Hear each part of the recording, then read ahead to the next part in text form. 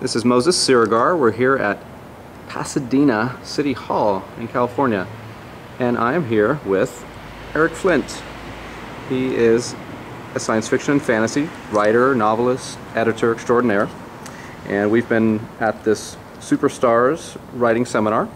Eric has been one of the presenters, and it's been a wonderful 3 full days of information about the publishing business. So Eric has written somewhere around 35 novels, edited 45 anthologies. You were a winner of the Writers of the Future contest way back when, yeah? Yeah, back in 1992. Great. Winner of 1992. So it's really great to talk to you, and I loved your story about how you broke in, and you were in the slush pile for a long time with your first work, right? How long was that? My first novel, Mother of Demons, sat in the slush pile for 23 months before anyone actually looked at it. And you had a joke about some of the people you submitted it to all these years later still. One publisher I submitted to this day, I haven't heard back from him on the same novel. 15 years, no, more than that. That's great. 17 years ago. Yeah, I still haven't heard from him. So a lot of the guys had that same story. Yeah, you know, it's not uncommon. The slush pile, when you're a new author, you can spend years, yeah, and then get discovered. Yeah. Yeah. It's not uncommon.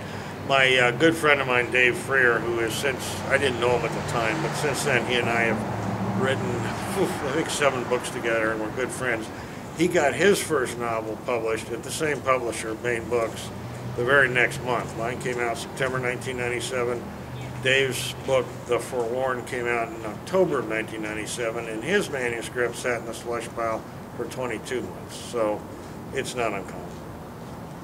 And you know, you were showing us one of the talks here. You showed us one of your royalty statements, and one of your later books we could see had earned in royalties and in sales had earned over 6 figures. It was impressive to see that someone could wait that long just to be read in the slush pile and persevered and stuck with it, and eventually has, you know, had a nice, healthy career. So The truth is, it's the way almost all writers get started. I mean, that's the truth of it. There are a few instances where somebody gets lucky and hits it right off the top, right off the bat, but it really isn't common. My experience is far more typical. So you've been, it was 92 when you won Writers of the Future, right? And that's around the time you broke in, I guess. Well, that was, yeah, I mean, I won that contest, and that story was published every year. The Writers of the Future contest does an anthology of the contest winners of the previous year. That book came out in August of 1993, and my story was published there. Then I didn't have anything else come out for 5 years. When my first novel came out a little over 5 years later, although I knew I'd sold it about a year before it came out. And you've written quite a few different things. You've got sort of alternative history of some straight science fiction, more of a comedic kind of fantasy, is that right? Well, I've done different kinds of fantasy. I've done comic fantasy on my own, and then working with Mercedes Lackey and Dave Freer, I'm doing a big fat fantasies, as they call them. That's not comic. It's what we call the Heirs of Alexandria series, and it started with the book The Shadow of the Lion. The 4th book in that series is coming out in May, 2 months from now. Excellent. This is March of 2010 when we're making this interview, by the way. So yeah, you've written a lot of different things, some fast-paced adventure novels, and looks like you keep yourself entertained with different things. Yeah. So it's great to see people can do that. So since you've been around all this time, I want to ask you a little bit about some of the changes maybe you've seen since then.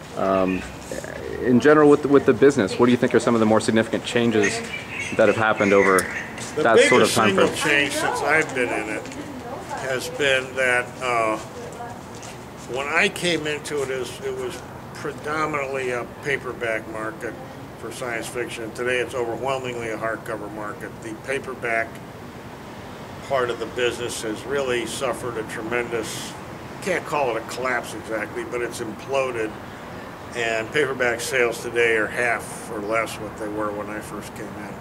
Fortunately for writers and publishers, hardcovers are selling quite well, and so there's actually more profit per unit in hardcovers. Still, it's hurting authors, especially newer mid-list authors, that the paperback market's so bad.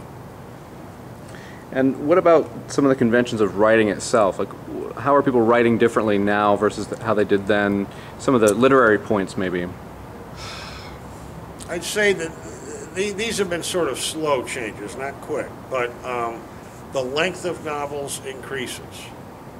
If you go back 30, 40 years when I was a youngster, average science fiction, first of all, most science fiction was short fiction, not novels. And then when they were novels, the length was between 40 and 60,000 words.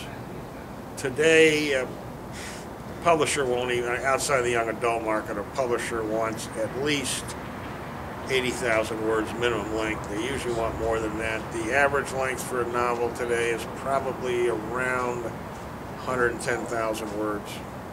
You know, like 2.5 times longer than they were 30, 40 years ago.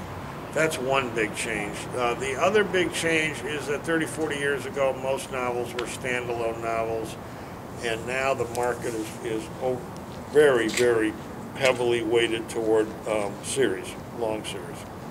What about the way people write in general? I know a close third-person point of view is kind of the norm, right? That's developed over time. Trying to think.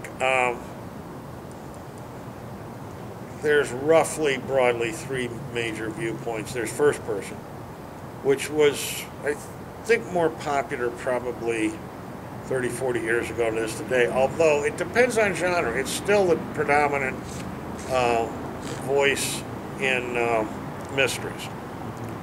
But in science fiction, the other 2 voices are third person. One of them is sort of the omniscient third person narrator, which kind of looks on everything from on high. That was very common back 30, 40 years ago. But today, I'd say by far the most common viewpoint is it's a third-person viewpoint, but it's as if you got a camera looking over someone's shoulder. It's very closely tied to an individual point of view. Although you're not, sometimes you're inside the character's head, but it's still a third-person voice. These are fairly subtle changes, but they do sort of happen as time goes by. And the truth is, 30, 40 years from now, it might shift back. So this may be a tough question to answer, but I was curious, really right now, I mean, here we are, March 2010. I'm curious if there's anything that you notice that is kind of hot right now, that publishers seem to be looking for, you know, things that they're recruiting for. What sort of buzz do you hear, you know, little genres and little approaches? Well, by far the hottest thing right now is paranormal romance, which in turn was kind of an offshoot of urban fantasy, which got very hot. These things come and go. I mean, you know, right now that's very hot. The subgenre I make most of my money in, it's not the majority of my writing, but it's where most of my income comes from, is alternate history, and that started getting popular about 15, 20 years ago, and it still is. Military science fiction comes and goes. Space opera is on an upsurge again now. The thing, though, which I said at the seminar, was I really urge writers not to try to second-guess the market, because the truth is, by the time you come up with a book that you think is going to match what's hot in the market, the fad is probably over already. Yeah. And I think it's always better to write what you want to write rather than trying to figure out what the market wants. Right. Yep. A lot of people say that. Now, another thing here, speaking of the new things here, now piracy is something I'm curious to get your opinions about, because you've been with Baen Publishing. You've had some free ebooks for a while, and Baen does well with ebooks. What is your approach? You know, a lot of authors are very fearful about piracy, and I get the sense you're probably someone who's not. No, I'm actually quite well known in the industry for being pretty belligerent on the other side. My attitude about piracy is this: it exists, there's no question about it. It's illegal. People shouldn't do it.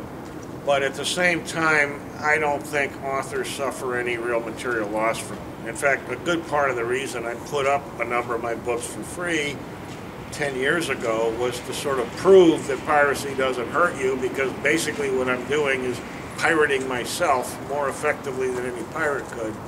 And I've been able to demonstrate I don't suffer any loss in sales.